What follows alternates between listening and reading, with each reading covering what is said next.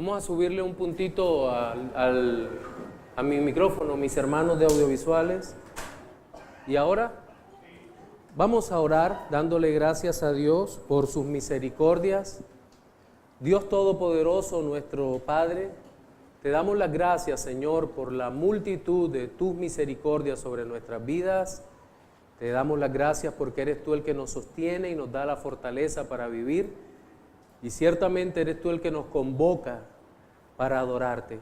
Qué gran privilegio, porque entendemos, vivimos ese amor de Padre que tú tienes para con nosotros al hacernos escuchar tu voz, Señor. Gracias. Ahora, Señor, con esa disposición, te suplico que nos ayudes a exponer tu palabra con sabiduría de lo alto, envuelta en el poder de tu Espíritu Santo y en la humildad de Cristo, Señor, para que en todo tiempo podamos glorificar tu nombre, haciendo tu voluntad. Gracias, Dios, en el nombre de Jesús nuestro Señor, te alabamos y te bendecimos. Amén. La fe en Cristo ha sido reinterpretada por el mundo como una especie de conjuro mágico que resuelve todas las aflicciones de la vida a favor de quien se declare cristiano. Naturalmente, tal ideología deja por fuera de ese reducido espectro de fe el poder para sufrir e incluso aquella gracia que permite al hombre contentarse en la esperanza de la vida eterna, pues todo lo que se le exige a Dios de forma irreverente es para ahora mismo. La verdadera fe tiene unos claros índices de sufrimientos y padecimientos que si intentáramos quitarlos de la Biblia, tendríamos que reescribirla en su totalidad, lo cual es absurdo y totalmente inconveniente para el pueblo de Dios.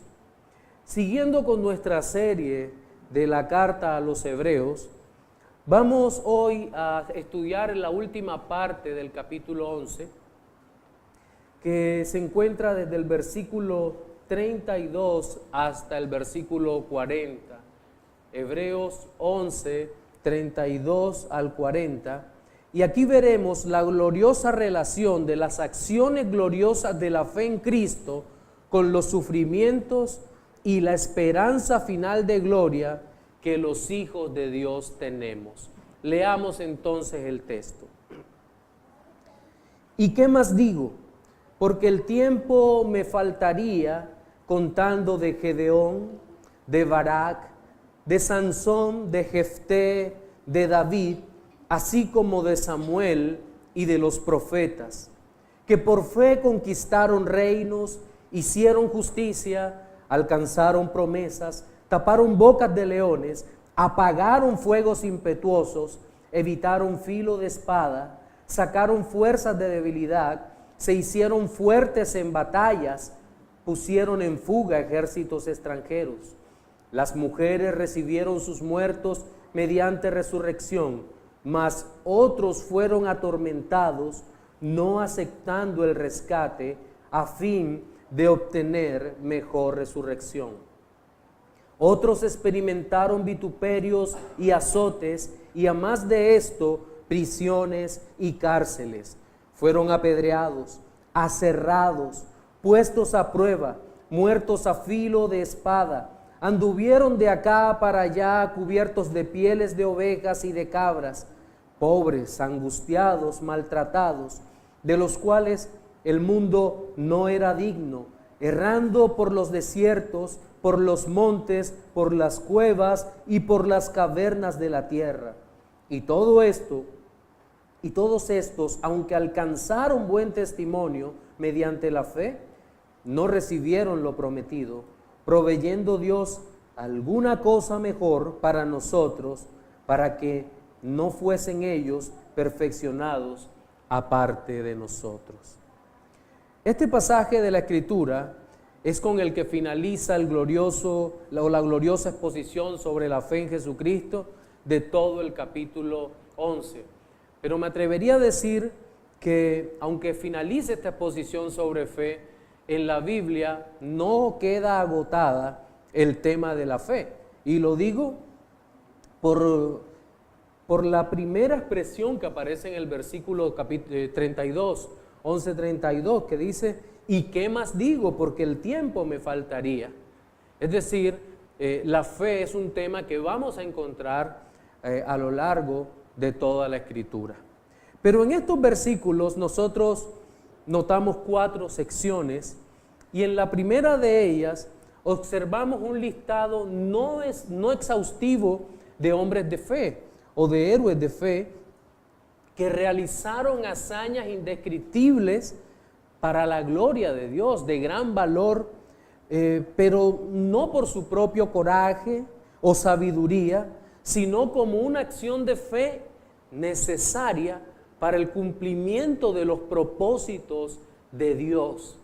Es decir, aquí podríamos relacionar la fe con la gloria de Dios. Es decir, el cumplimiento del propósito de Dios implica la gloria de Dios.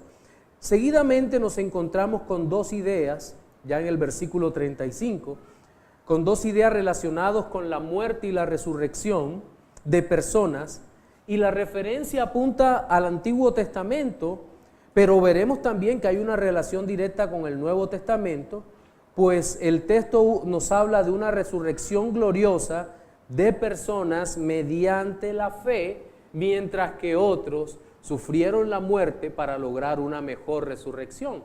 Entonces también vemos la conexión existente entre resurrección, fe y gloria nuevamente. En tercer lugar, el pasaje nos relata una serie de situaciones que parecen contradictorias o son para el mundo algo contradictorias, en donde los hijos de Dios los vemos sufriendo por causa de la fe. Sufren los vituperios, los golpes, las prisiones, y podríamos decir que estos son los dolores que padecen los hijos de Dios como consecuencia de la fe en Cristo. Y el cuarto y último aspecto nos muestra que la fe en Cristo hace de los hombres seres mejores debido a la certeza que tenemos en que un día seremos perfeccionados en gloria. Me refiero naturalmente al pueblo de Dios, a los salvos por la fe. Cada uno de estos 4 aspectos vamos a exponerlos en nuestro sermón dominical de hoy e iniciaremos hablando de las hazañas de la fe y vamos a leer nuevamente desde el versículo 32 hasta el versículo 34. Y dice, ¿y qué más digo? Porque el tiempo me faltaría contando de Gedeón, de Barak, de Sansón, de Jefté, de David, así como de Samuel y los profetas, que por fe conquistaron reinos, hicieron justicia, alcanzaron promesas, taparon bocas de leones, apagaron fuegos impetuosos, evitaron filo de espadas, sacaron fuerzas de debilidad, se hicieron fuertes en batallas, pusieron en fuga ejércitos extranjeros. Por lo general, el enfoque único de muchos de los que ponen esta parte de la Biblia es la referencia a los hombres que por lo general son mencionados y rotulados bajo el título de héroes de la fe. Casi siempre. Pero en realidad considero que la palabra de Dios nos lleva a reflexionar que deberían más bien ser llamados siervos de Dios por la fe. Ahora, nosotros vemos algunos de los casos que de seguro ustedes van a poder revisar nuevamente en sus hogares cuando lleguen y empiecen a meditar sobre estos hombres. En primer lugar se menciona a Gedeón. ¿Quién era Gedeón? Era un israelita de una de las más grandes tribus de Israel, de Manasés. Pero era de una familia que no tenía ningún tipo de título o de pergaminos de victorias militares que pudieran salvar a Israel en ese momento. Es decir, no lo acompañaba una fama de gran guerrero. En aquel momento, Israel había caído en una profunda idolatría y había reemplazado al Dios verdadero por Baal. Baal se había convertido en el dios principal de toda la tribu de Manasés. Es decir, si nosotros vemos toda la vida de este hombre, podríamos decir que no tenía nada por qué confiar en sí mismo y librar a Israel. El Señor lo levantó y a través de su vida, de su propia vida, le proporciona una gran victoria a Israel. Lo curioso es que aquella victoria es dada con muy pocos recursos, solamente 300 hombres. Inicialmente tenía un ejército de 32,000 hombres, pero nos va relatando la Escritura que primero se van 22,000 y luego Dios le dice, mira, todavía son muchos. Iban a pelear contra un gran ejército, un ejército que aún superaba lejísimos a los 32,000 hombres. Y queda finalmente Gedeón con solo 300 hombres, unas trompetas y unos cántaros para luchar contra el enemigo. Pero nos dice la Escritura que Dios, mediante la fe, proveyó una grande victoria. Entonces vemos que Dios en medio de la debilidad se glorifica a Él mismo. Luego nos habla de Barak, un varón de Israel que debió acudir a una mujer para luchar contra el ejército de Sísara, un poderoso rival de Israel conocido por su tremenda crueldad crueldad y por la maldad y desconsideración hacia los más débiles. Pero mediante la fe en Dios, nuevamente vemos que el Señor proveyó recursos divinos para que pudiera obtener una gran victoria. Y el último de los jueces que aparece reseñados es Sansón, tal vez el ser humano más fuerte que ha pisado nuestro planeta. No sé si en la luna habrá habido otro más fuerte. Pero el hecho es que Sansón tenía una fuerza descomunal, pero una moral mediocre y una vida espiritual casi inexistente.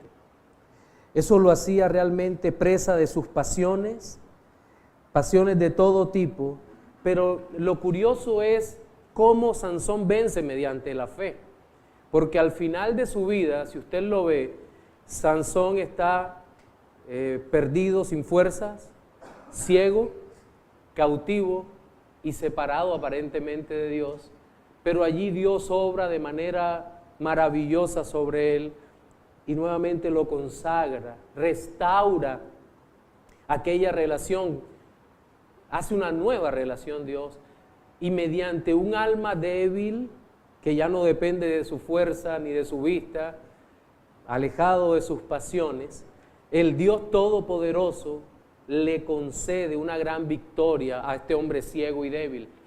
Al final de su vida destruye el templo del dios Dagón, mata a 3,000 filisteos y le da una gran victoria a Israel en medio de su debilidad mediante la fe.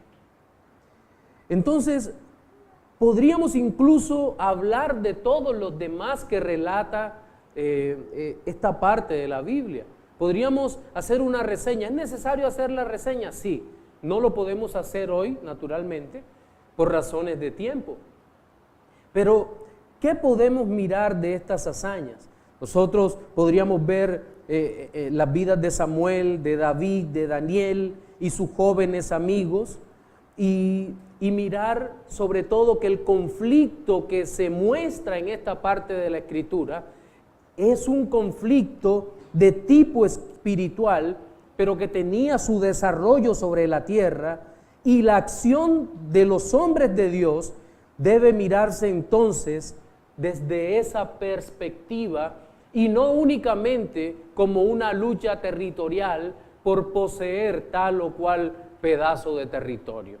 No, es una lucha verdaderamente espiritual. Por ejemplo, la vida de Samuel, ¿qué vemos en Samuel? Un hombre que lucha por restaurar la comunión del pueblo con su Dios, mientras que David fue el elegido para liberar a su pueblo de la tiranía filistea, al tiempo que establecía en su tierra a la nación que recibiría al Mesías y el linaje del cual provendría el Salvador.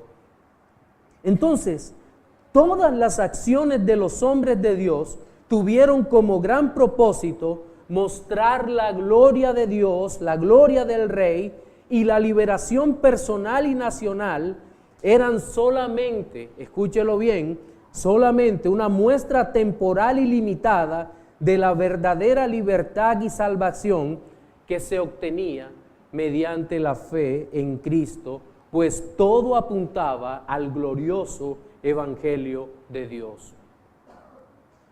Un par de aplicaciones, cerrando este primer punto.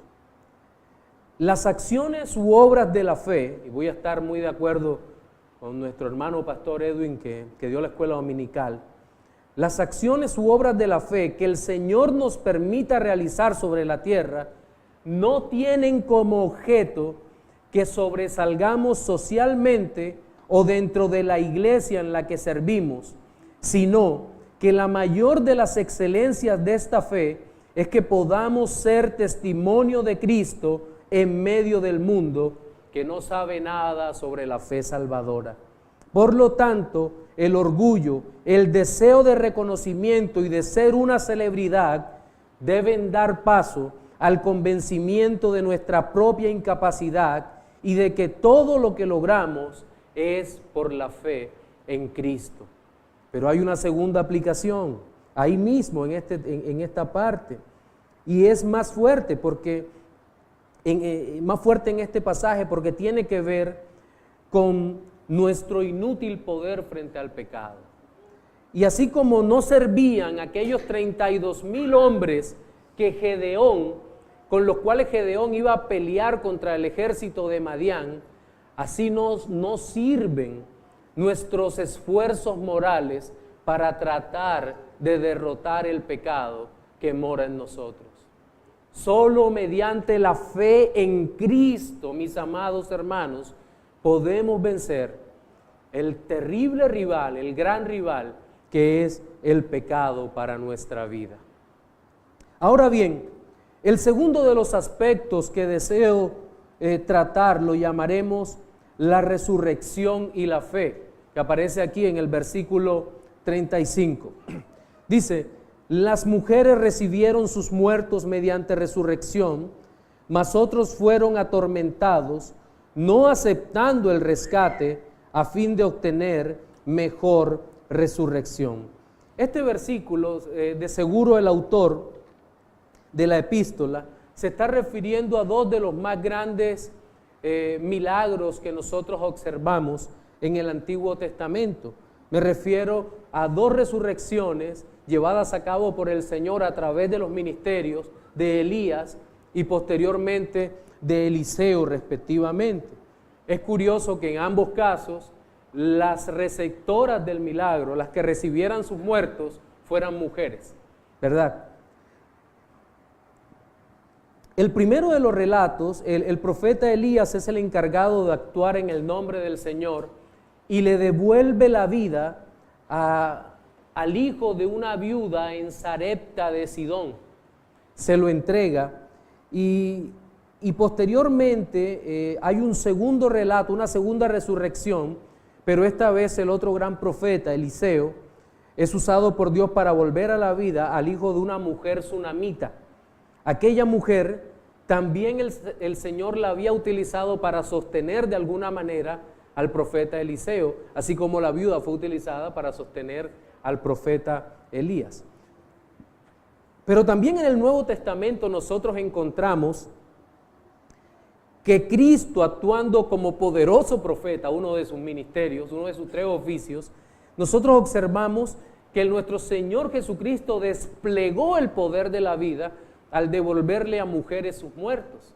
Por ejemplo, nos encontramos que le devuelve la vida al hijo de la viuda en Naín. Le devuelve la vida, se lo entrega nuevamente. No vamos a entrar en todas las repercusiones sociales que significaba para aquella viuda el quedar ya no tenía esposo y quedar sin hijo en ese momento. Pero también vemos a Cristo devolviendo a la vida a Lázaro y entregándoselo a sus 2 hermanas, a Marta y a María.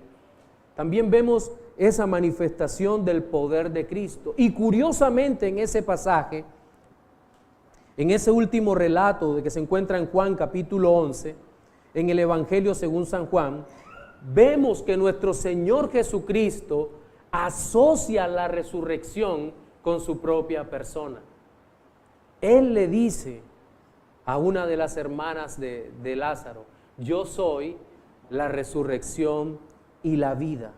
Pero la declaración de nuestro Señor no se queda allí, sino que además asocia la vida, la eternidad y el poder de una mejor resurrección con la fe, cuando dice: el que cree en mí, aunque esté muerto, vivirá. Hay una completa relación entre la resurrección verdadera, gloriosa, maravillosa y la fe. Solo mediante la fe en el Señor Jesús, nosotros podemos aspirar a esa verdadera y gloriosa resurrección. Es más, en el 1 Corintios capítulo 15, inicialmente se hace una clara descripción de lo que es el Evangelio, para que posteriormente se hable sobre la esperanza de la resurrección de los muertos en Cristo. Pero esa resurrección solo es posible mediante la fe en Jesucristo. Entonces, en este versículo 35, nosotros vemos el milagro de que las mujeres pudieron recibir mediante la resurrección a sus muertos. Pero también hemos visto que a esa resurrección aspiramos únicamente los que nos ha sido dada la fe salvadora en Cristo. Pero el pasaje no queda allí, porque nos dicen que en la parte B del versículo 35, pero otros fueron atormentados, no aceptando el rescate a fin de obtener mejor resurrección. Entonces, en esta parte nos hablan de que no siempre Dios concedió la resurrección como regalo de su compasión, como muestra de su poder a personas que habían perdido seres amados, sino que encontramos en la Biblia que el Dios Todopoderoso muchas veces le pidió a su pueblo que confiaran en Él más allá de la muerte. Nosotros encontramos, por ejemplo, en Apocalipsis capítulo 2, versículo 10, cuando el Señor ordena a Juan que le escriba a la iglesia que se encuentra en Esmirna: sé fiel hasta la muerte y yo te daré la corona de la vida. ¿Qué es lo que nos está pidiendo el Señor allí? No solo a esta iglesia, sino por extensión a todo el pueblo de Dios. Nos está diciendo: ten confianza en mí, porque yo te puedo guiar aún más allá de la muerte. Dios mismo nos dice que Él tiene poder en la vida o en la muerte, en lo visible, en el tiempo de hoy presente, pero también en la eternidad. Podemos confiar en Dios, podemos creer en Dios. Claro, ahora lo creemos por fe. Cuando estemos frente a Él no necesitaremos la fe, porque lo tendremos cara a cara.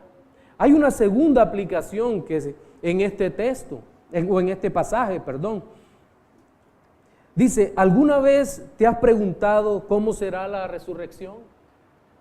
De seguro para nosotros como creyentes es la esperanza más grande y gloriosa que podemos tener hoy. Nos pasan los años, nos pasarán los años, pero nuestra alma cada vez se fortalece más y más y más en la gloriosa esperanza de un día estar para siempre con Cristo. Esa es nuestra gloriosa esperanza. Pero si tú no eres creyente, mi querido amigo, mejor no te imagines la eternidad, porque allí solo encontrarás dolor. Te darás cuenta que lo has perdido todo y que desperdiciaste toda tu vida haciendo aquello que al Señor no le agrada. Dice la Escritura que es mejor que no hubieras nacido. Así que Solo el creyente tiene una verdadera esperanza a pesar del sufrimiento. Y ahora que hago mención del sufrimiento, no podemos dejar de referirnos en el punto que sigue, nuestro tercer punto, a los sufrimientos y la fe. Versículos 36 y 38 dice, otros, 36 al 38, otros experimentaron vituperios y azotes, y a más de estos, prisiones, cárceles, fueron apedreados, aserrados, puestos a prueba, muertos a filo de espada, anduvieron de acá para allá, cubiertos de pieles de ovejas y de cabras, pobres, angustiados, maltratados, de los cuales el mundo no era digno, errando por los desiertos, por los montes, por las cuevas y por las cavernas de la tierra. El primero de los aspectos que relaté tiene que ver con las hazañas de la fe, pero aclarábamos que estos actos poderosos eran para la gloria de Dios. Pero ahora me voy a referir a la relación que tiene la fe con los sufrimientos. Y la razón por la que enfatizo esto se debe a que por lo general nos gustan las hazañas, pero tenemos una especie de aversión o de alergia contra todo lo que se llame sufrimiento. Y nos pasa a todos. Todos los santos que menciona la Biblia, estos héroes de la fe, se caracterizaron por sufrir en algún momento de sus vidas. Algunos más que otros no sufrieron tanto, pero por lo general fue muy dura la prueba a causa de la fe. Y uno de los personajes que tal vez produce menos interés en los actuales falsos profetas es Jeremías. Y de seguro la razón que tienen para no amar a este creyente, a este gran creyente, se debe a que el ministerio de Jeremías no se adapta a los criterios que tiene el mundo para juzgar a un ministro en la actualidad. Según ellos, el ministro de Dios debe ser rico en primer lugar y por sobre todas las cosas, popular, carismático, dicharachero y naturalmente no puede faltar un ministerio relevante que traspase fronteras. Eso es para el mundo actual, para el mundo, no estoy diciendo para la fe verdadera, para el mundo, un ministro de Dios. Pero los Jeremías y la mayoría de los hombres de Dios, lo que vemos es un corazón sufrido. Sus personas fueron vituperadas, continuamente perseguidos, metidos en cárceles y en más de una ocasión siendo muertos a causa de la fe. Esta es la realidad de la gran mayoría de los ministros que vemos en la Biblia. La pregunta es, ¿por qué debería ser diferente ahora? ¿Acaso Dios cambia? En ninguna manera. Y es por eso que les hablo a los jóvenes ministros o a los aspirantes al santo ministerio. ¿Eres completamente consciente de lo que implica el ministerio? ¿Eres totalmente consciente de lo que implica el servicio al Señor? No lo sé, pero el Señor te promete, te asegura que en el ministerio vas a sufrir. En el ministerio vas a sufrir. Pero esa es una noticia que tú puedes decir, wow, si voy a sufrir entonces no quiero ser ministro. Bueno, el problema es que no es lo que tú quieras. El problema es que obligatoriamente tendrás que servirle al Señor si el Señor te ha llamado. No hay un solo lugar en el universo donde te puedas esconder del Señor. Tendrás que servirle, y no solo servirle, sino servir bajo las condiciones que el Señor ha puesto. Ahora, esto no significa que todos los sufrimientos en todas las épocas sean iguales para los hijos de Dios, pero por lo menos es seguro que el mismo mundo empezará a aborrecernos y nosotros a despreciar lo que antes era querido para nuestras vidas, atesorado por nuestros corazones.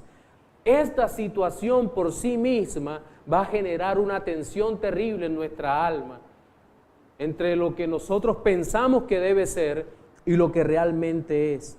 Ahora, la persecución, según podemos ver en el texto, viene por parte del mundo. La palabra que se utiliza en griego para mundo siempre expresa en sentido negativo todo un sistema de pensamiento que es contrario a la sana doctrina, a la sana palabra.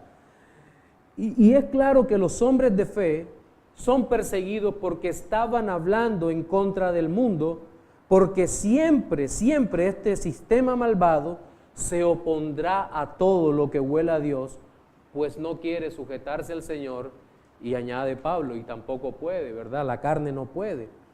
En el primer libro de Samuel se nos hace un relato terrible de esta manera de entender la vida y cuán hostil puede ser la sociedad terrible para con nosotros los creyentes. Se ve un claro contraste entre mundo y el reino de Dios, o entre reino y reino. El pueblo de Israel le dice a Samuel, que había sido el juez hasta ese momento enviado por Dios para gobernarles, dice: nosotros queremos rey, queremos un rey, pero el tema es que no querían rey porque sí. Ellos añaden: queremos un rey como las demás naciones. Samuel queda perplejo porque a partir de ese momento entiende que algo no está bien, un rey como el de las demás naciones, y se presenta muy triste delante del Señor. Y la respuesta del Señor, estoy seguro que abrumó su alma. Dice: Samuel, es que aquí hay un problema todavía mucho más serio, porque no te han desechado a ti, sino a mí. Las consecuencias que se vendrían para Israel debido a la elección que habían hecho ellos como pueblo, fueron terriblemente negativas para sus vidas. Dios le dio a Israel exactamente lo que querían: un rey como el de las demás naciones. Y si usted se da cuenta, las características de Saúl eran las características de un hombre de acuerdo al mundo. Un hombre fuerte, bello, poderoso para la guerra, carismático, de familia pudiente, buen orador. Es decir, lo mejor que los hombres podían ofrecer. Dios le dio exactamente eso al pueblo que rechazaba a Dios. Pero este hombre, conforme al corazón del mundo, aquel benjamita, no tenía fe, era un incrédulo. El mundo había escogido en dirección opuesta. El mundo le había dicho a Dios: no más, no queremos tus hombres. El mundo no es digno de los hombres de Dios. Le dijo: no te queremos. Y es por eso que encontramos que Dios, en su misericordia, entiende cuán necio es nuestro corazón, cuán alejado de Él estamos, y a pesar de eso, me regreso al tiempo de Samuel, después de haber desechado a Saúl, Él les levanta a David. Un hombre que no cumplía con los parámetros del mundo. Pero hay una sola particularidad que hace distinto a David. ¿Y cuál es? Un hombre conforme al corazón de Dios. Un hombre totalmente diferente. Un hombre que en algunos momentos de su vida fue tipo de nuestro Señor y Salvador Jesucristo. ¿Y acaso esta imagen, piénsela usted un momento, no es la misma imagen que se repite vez tras vez en la historia, cuando el mundo prefiere a los hombres del mundo que la oferta genuina de Cristo para sus vidas? Porque no es solamente el don lo que Dios les ofrece. a través de la predicación del Evangelio al mundo. No, Dios se ofrece a sí mismo en Cristo por la palabra y el hombre siempre le dice, no, no te quiero. Ese es el gran problema del mundo y es por esa razón por la cual Dios de manera soberana y poderosa obra en los corazones de manera irresistible mediante el poder de su gracia para salvarlos. Porque siempre que el hombre se ha puesto a elegir entre Cristo y el mundo, siempre escogerá el mundo.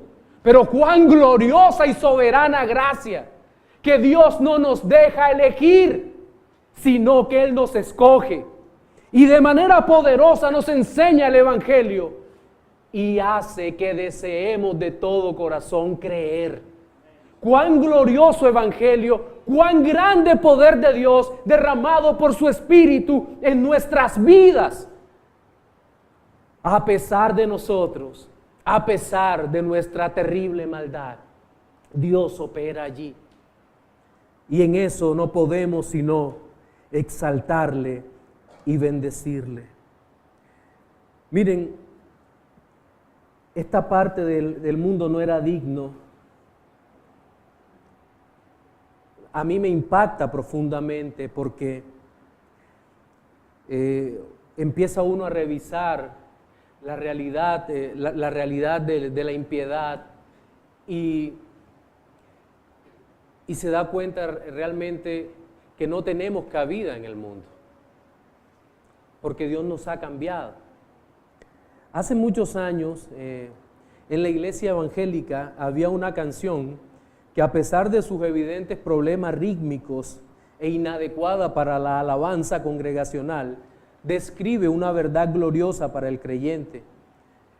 La canción dice, no puede el mundo ser mi hogar, en gloria tengo mi mansión, no puede el mundo ser mi hogar. El cantante es el italo-venezolano Estanislao Marino, que habiendo sido uno de los más populares cantantes de su época, al momento que fue salvado por el Señor y empezó a vivir para Cristo, todos los restos de su fama quedaron en el olvido. Tanto que hoy en día a los jóvenes uno les dice, ¿sabes quién era Estanislao Marino? No, porque desapareció casi todo eso, ¿verdad? Desapareció. Pero aquel hombre siguió, estemos de acuerdo o no con muchas cosas, obviamente, siguió sirviéndole al Señor para la alabanza de su gloria. Hay una tercera aplicación en este tercer punto, y es que el mayor sufrimiento del verdadero creyente debe ser producido por el rechazo al modo de vida producido por los placeres del mundo. Si por el contrario sufrimos porque deseamos de corazón lo mismo que los impíos, es decir, anhelamos su riqueza y su vida, entonces es tiempo de revisar nuestra fe si realmente reposa en Cristo. No puede ser que la Biblia nos dice, no, el mundo no era digno de estos hombres por la fe, por estar en Cristo, por perseguir la gloria de Dios, y hoy en día nos digan que nosotros tenemos que anhelar todo aquello, que debemos anhelar todas aquellas cosas que el mundo aprueba como si fueran buenas, siendo que son tan contrarias a la Escritura. El cuarto y último punto de nuestro sermón tiene que ver con la glorificación y la fe. En los versículos 39 y 40 dice, y todos estos, aunque alcanzaron buen testimonio mediante la fe, no recibieron lo prometido, proveyendo Dios alguna cosa mejor para nosotros, para que no fuesen ellos perfeccionados aparte de nosotros. Ya al inicio de este capítulo 11, los versículos 2, 4 y 5, se nos había hablado sobre el testimonio de la fe y cómo Dios mismo había recibido con gozo aquella demostración de devoción que los redimidos dieron en virtud de la obra de salvación. En esta nueva referencia al testimonio, se nos dice que mediante la fe fue muy poderoso ante el mundo, no obstante, ellos no lograron recibir lo prometido por Dios. Si nosotros nos vamos a cada uno de los hombres de fe que nos relata el pasaje, nos vamos a encontrar que el cumplimiento de las promesas temporales, no siempre se dio. Por ejemplo, vemos que Abraham no tuvo como heredad la tierra prometida, no disfrutó totalmente de la tierra prometida, ni tampoco Moisés, a quien Dios le prohibió pasar el Jordán. Josué mismo, habiendo pasado el Jordán, murió cuando aún la guerra no había terminado, la guerra se estaba prolongando. Y podríamos decir también que David no pudo ver la construcción del templo y Salomón no pudo disfrutar de las bendiciones del reino consolidado. En fin, nosotros podríamos decir que siempre faltó algo, aparentemente. Pero el Nuevo Testamento apunta en una dirección mucho más gloriosa y es al cumplimiento de las promesas santas, pero en un grado más elevado de fidelidad. Pues vemos con claridad que el Señor ubicó sus bendiciones en el plano de la espiritualidad genuina, en una relación muy estrecha entre Dios y nosotros, y todo esto basado en la obra redentora de Cristo. Ahora, eso no significa que Dios no cumpliera su pacto. No podemos pensar eso, como muchos interpretan. Es que Dios no cumplió la promesa ya y entonces tiene que cumplirla acá. No se refiere a eso. El pacto es mucho más grande, pero los hombres de Dios han sido hechos partícipes de ese pacto glorioso y de esas promesas. Y por decir algo, si bien Abraham no recibió todo lo que se había prometido, él habitó como extranjero en la tierra en la cual sería redimido su linaje. Moisés sería recordado como el hombre que puso el pueblo a puertas de la tierra en donde estaría con la nación, la cual sería la figura gloriosa de la nueva Jerusalén, de Sión, de la ciudad hermosa en donde habitaríamos en compañía de Dios que llegó a nuestro encuentro o que viene hasta nuestro encuentro. En fin, las promesas de alguna manera fueron cumplidas. Es más, todo el territorio de Israel conforme está en la promesa, desde tal a tal lugar, desde Dan hasta Beerseba, o desde el Gran Mar hasta pasando el Jordán, Israel poseyó esa tierra en algún momento, en el reinado de Salomón. La poseyó, pero perdió todo aquello por desobediencia, porque eran promesas condicionadas. Y posteriormente todo el pueblo, debido a la incredulidad y a la falta de fe, obviamente Dios no les entregó aquello que les había dado.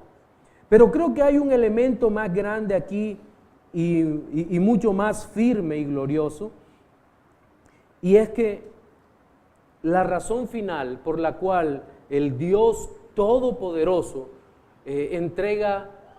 no dio esta tierra es para que no nos confundiéramos en nuestra mente de qué es lo que realmente Dios prometió. ¿Qué es lo que Dios está prometiendo? ¿Qué es lo que Dios le estaba diciendo a su pueblo que le iba a dar? Una comunión eterna, la vida eterna, su Hijo. La promesa de Dios trasciende lo que nosotros vemos, el existencialismo mortal de nuestra alma, del tenerlo todo aquí y ahora a partir de este momento ya. No, Dios nos está diciendo, sí puedes tener la vida eterna ahora en Cristo, pero todas las riquezas de gloria, toda la bendición están aplazadas hasta mi segunda venida o hasta el regreso de mi Hijo. Esa es la realidad que nosotros vemos. Y lo sabemos por la manera como terminan los versículos 39 y 40. Y voy a leerlos nuevamente en la Biblia, en la versión de las Américas, que dice: y todos estos, habiendo obtenido aprobación por su fe, no recibieron la promesa, porque Dios había provisto algo mejor para nosotros, a fin de que ellos no fueran hechos perfectos sin nosotros.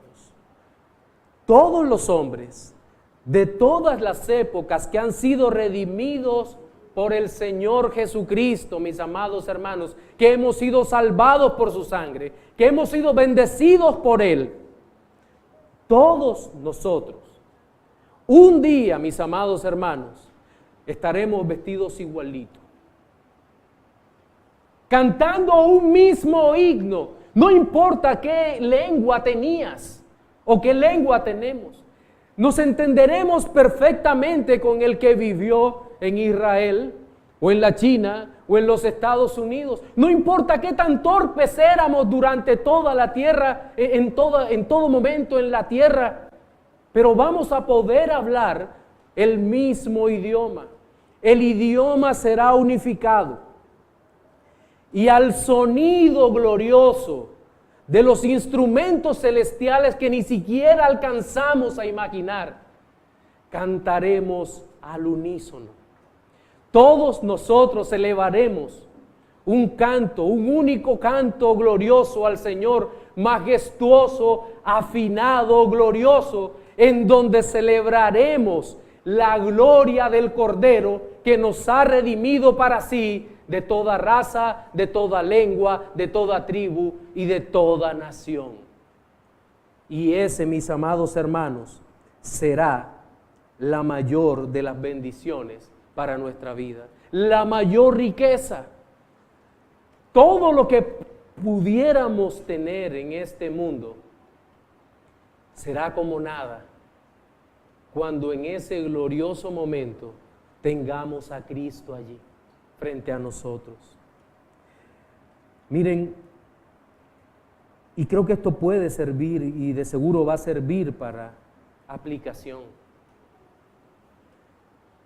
Aún si tuviéramos todo el mundo y multitud de días para vivir, muchos días, nuestra riqueza verdadera es Cristo. Él es nuestra riqueza. Cristo, nuestro Señor, el perfecto gozo que Él nos da, la bendición para nuestra alma de tener una correcta relación con Dios. En nuestro sermón dominical de hoy vimos 4 aspectos relacionados con la fe. Fueron ellos: las hazañas de la fe, la resurrección y la fe, los sufrimientos y la fe, y la glorificación y la fe. Reflexiones finales para los creyentes. Amados hermanos, nuestra fe en Cristo es una verdadera bendición dada por el Señor. Es gracias a este regalo que recibimos la gracia salvadora y además podemos obrar para la gloria de Dios Padre, resistiendo las adversidades en el mundo con los ojos puestos en Jesús. Para los no creyentes, amigos, las aflicciones del tiempo presente por las que estás pasando, tú las mereces. El único que no mereció sufrir es Cristo y sufrió. Tú mereces todo lo que te está ocurriendo y aún más. Por gracia de Dios, por su gracia común, no sufres más. Pero cuando mueras, las aflicciones serán aún peores. No vas a encontrar descanso ni reposo para tu alma. Solamente ahora, entregando tu vida a Cristo, viniendo a sus pies, pidiendo que te salve no de esas aflicciones, sino del peor de los problemas que tienes, y es el pecado. Solamente cuando vengas a Cristo, tu alma podrá descansar del pecado que llevas encima, aunque vengan mayores aflicciones para ti. Dios te capacitará mediante la fe para sufrir, pero mediante la fe podrás contemplarle a Él y gozarte en Él para siempre. Ven a los pies de Cristo, arrepiéntete y cree. Amén.